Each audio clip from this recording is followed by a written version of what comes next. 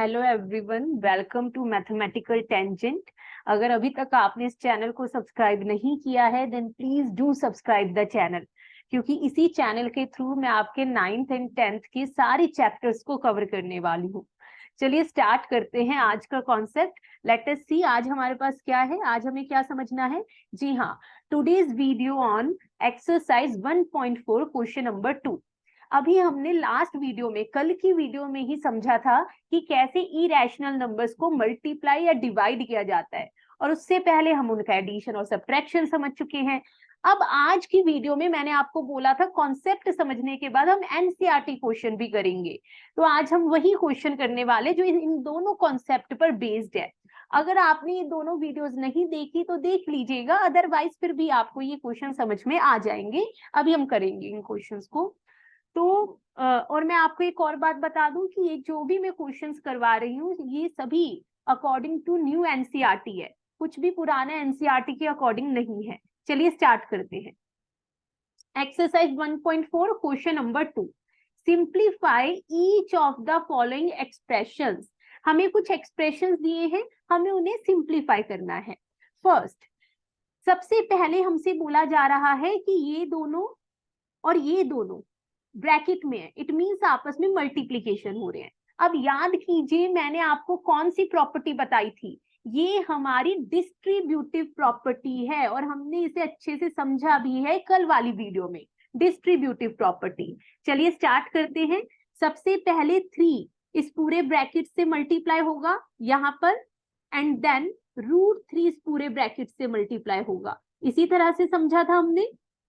चलिए अब मल्टीप्लाई करते हैं। 3 2 जा 6 plus √2 into 3 it will be 3√2 plus √3 into 2 2√3 plus √3 into √2। तो ये रूट वाले नंबर्स कैसे मल्टीप्लाई होते हैं, एक ही छतरी के नीचे दोनों आपस में मल्टीप्लाई हो जाते हैं। Now 6 plus 3√2 plus 2√3 plus √6। अब आप देखिए और मुझे बताइए क्या यहाँ पर कोई भी लाइक टर्म है? नहीं, तो ये यही हमारा फाइनल आंसर है, दिस इज अवर आंसर। चलिए सेकंड पार्ट पर आते हैं। एक बार दोनों नंबर्स प्लस हो रहे हैं और दूसरी बार वही दोनों नंबर्स माइनस हो रहे हैं।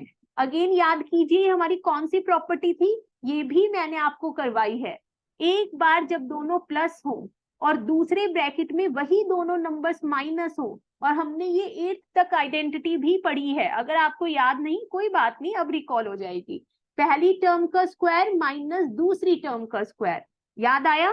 जी हाँ, ये वही आइडेंटिटी है। तो पहली टर्म हमारी यहाँ पर क्या है? 3, and what is the other term? It is √3। इन दोनों के स्क्वायर्स को आपको सिर्फ माइनस करना है। 3 का स्क्वायर 9 माइनस √3 का स्क्वायर, ये भी हमने आइडेंटिटी पढ़ी है कि जब हम किसी रूट वाले नंबर का स्क्वायर फाइंड आउट करते हैं, so answer is that number जिसका रूट लिया गया है। सो √3 का square is 3, so 9 minus 3 is 6। This is our answer. चलिए आगे बढ़े। तो ये हमने 2 पार्ट्स अच्छे से कंप्लीट कर लिए। अब हम बढ़ते हैं थर्ड पार्ट की तरफ। तो 1 मिनट, हाँ जी, आ जाइए थर्ड पार्ट। थर्ड पार्ट में क्या लिखा हुआ है? √5 प्लस √2 का होल स्क्वायर। ये यहाँ पर होल स्क्वायर है, यानी इस तरह से आपको दिया होगा बुक में, √5 प्लस √2 का होल स्क्वायर। अब यहाँ पर बताइए कौन सी आइडेंटिटी बन रही है, ये भी मैंने आपको करवाई है। अगर आपने वीडियो को अच्छे से देखा होगा तो आप कल वाली वीडियो से ये समझ पा रहे हो कि ये सारी आइडेंटिटीज हमने की हुई हैं। यानी एक बार कॉन्सेप्ट बस समझना होता है, उसके बाद क्वेश्चंस हमारे इजी हो जाते हैं। तो यही आइडेंटिटी हमने समझी थी, पहली टर्म का स्क्वायर प्लस दूसरी टर्म का square plus 2 into first term into second term. हाँ जी, चलिए आइए।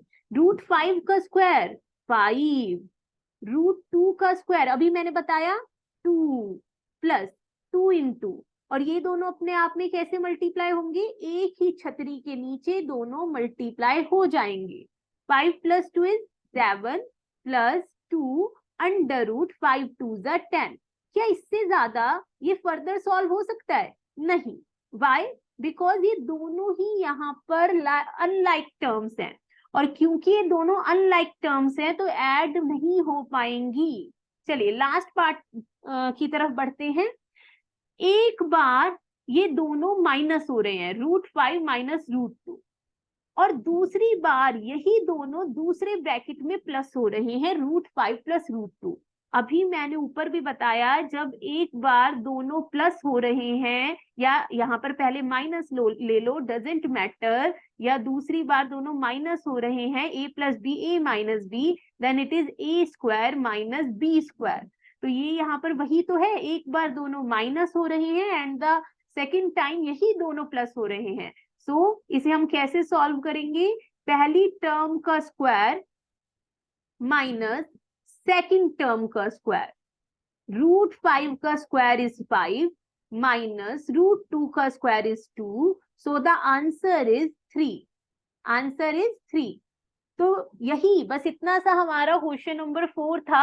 आई होप आपको ये क्वेश्चन अच्छे से समझ में आया हो, आपका कोई डाउट यहाँ पर ना रहा हो।